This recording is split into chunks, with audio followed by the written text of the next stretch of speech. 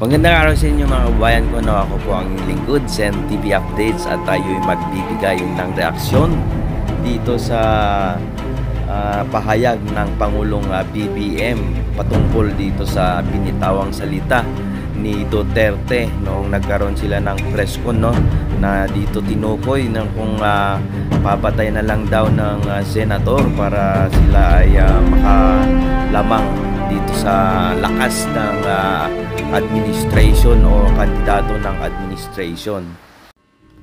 At ito po ang pahayag ni former President Rodrigo Duterte kaugnay dito. Marami kasi sila. Ano dapat ang gawin natin?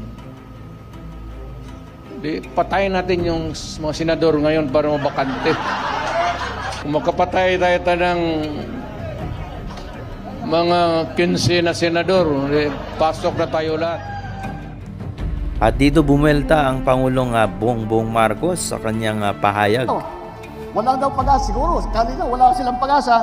Kaya papatay na lang sila ng 15 na senador. Ay talaga, sabagay. Mahirap naman yung ibang tao. Ang iniisip lang nila, ang kaisa-isang solusyon sa lahat ng problema ay pumatay pa ng Pilipino. Nakakapagtaka.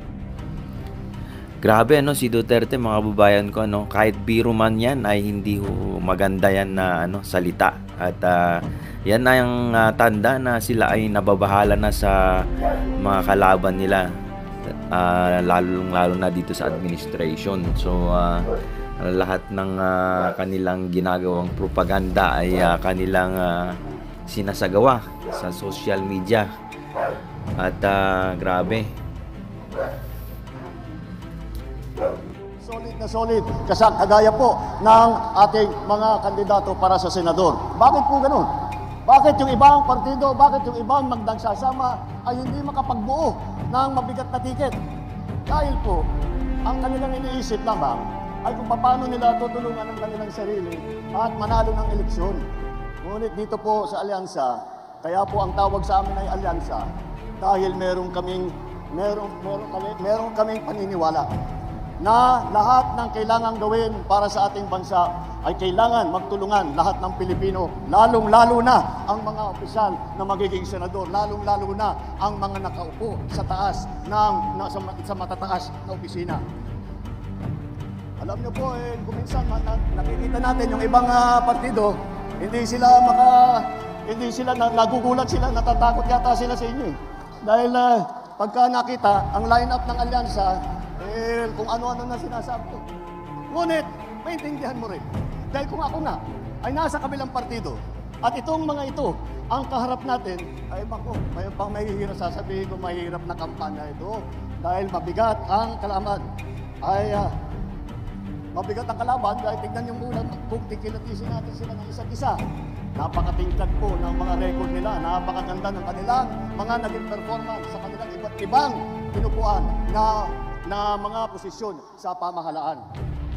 Dapat naman, kaya isa-isa sila magaling, pinagsama-sama pa natin silang lahat. Ay talagang nakakagulat na ang kanilang tibay at lakas. Isipin nyo lang po, dito po sa ticket ng alyansa, 8 po ang naging senador na. Kaya alam na po nila yung trabaho. Sila po, si Senator Cayetano, Senator Lacson, Senator Lapid, Senator Marcos, Senator Pacquiao, Senator Rubilla, Senator Soto, Senator Tolentino. Nakita niyo naman po, eto mga nakaharap po sa inyo, sila ay sanay na kapag upo nila, pagka naluklok sila sa kanilang hinahabol na posisyon, hindi na po sila magtataka kung ano yung gagawin nila. Hindi na po magtatanong kung kanino kung anong dapat gawin. Alam na po nila ang trabaho nila. Alam na po nila kung sino kailangan kausapin. Alam na po nila kung ano ang pinakamainam na paraan para mabigyan tayo ng mas magandang serbisyo. At bukod pa ron, at hindi po naman, hindi lang naman sa Senado. Marami po sa ating mga kandidato ay dumaan din sa mababang kapulungan o sa Kongreso, House of Representatives. Naging congressman po, Congressman Abalos. Naging congressman po, Congressman Binay. Congressman Cayetano, Congressman Marcos, Congressman Pacquiao, Congressman Tulfo, Congressman Villar.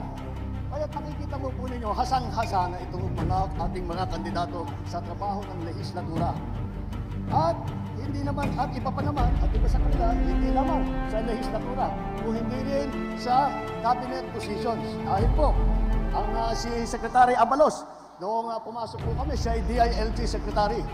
At si Erwin Tulfo naman, siya ay ginawakan niya ng napakagandang performance sa DSWD. Si Senator Lacson naman, siya naman ang namuno ng Yolanda Rehabilitation Commission na nagbibigay ng tulong sa lahat ng mga nabiktima sa Yolanda. At si Tolentino ng MMDA, ang una, siya po ay ang MMDA na chairman.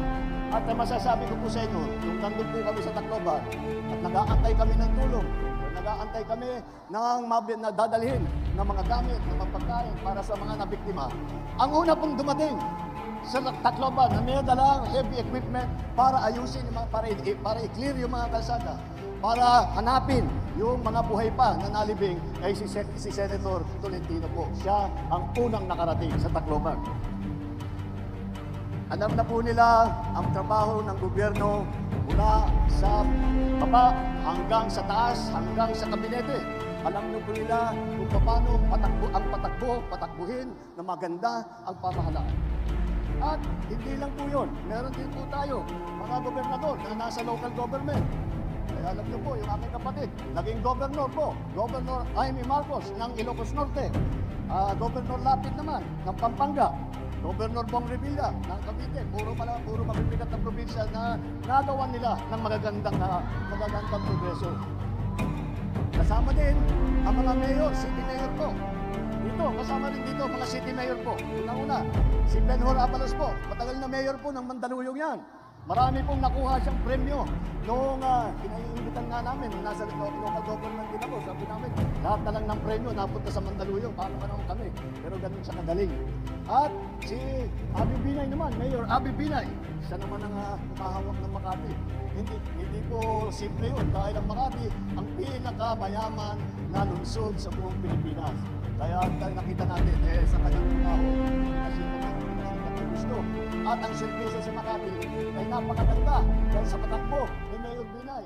Alam niyo po, halos lahat para sa mga matatanda, para sa lahat na may sakit, libre po lahat. At saka pag umabot ka ng 100 years old, bibigyan ka pa ng check. Talaga naman, nakita mo kung gano'ng kaganda ang patakbo ng ating mga kandidato rito. At hindi po makakalimutan ang boses ng kababaihan. Dahil dapat po sa kandidato natin ay babae na hindi lang dahil mga babae sila ay maaasahan. Hindi po. Kilala ko po sila lahat. Lahat po sila ay napakatapang. Sila po ay masigasing na ipaglalaban ang karapatan ng ating mga kababaihan. Magkakaroon ng malakas na boses sa Senado para sa kababaihan. Pagdating naman, saan sila nanggaling? Ay iba-iba po nanggaling. Baka sabihin ko dito, alam lang nila yung Maynila. Alam lang nila yung Luzon.